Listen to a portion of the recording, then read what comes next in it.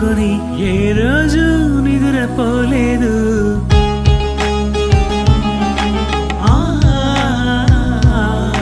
పిల్లలు కావాలనుకుని ఏ రోజు నిద్రపోలేదు. నిన్నే కావాలనుకుని అరచేతిలో చెక్కుకున్నాడు. యేసును పంపాడు నిన్నే కాపాడాలని. తన ప్రేమను చూపాడు, తన మదిలో నీ ఉన్నావని మనసే చెప్పాడు.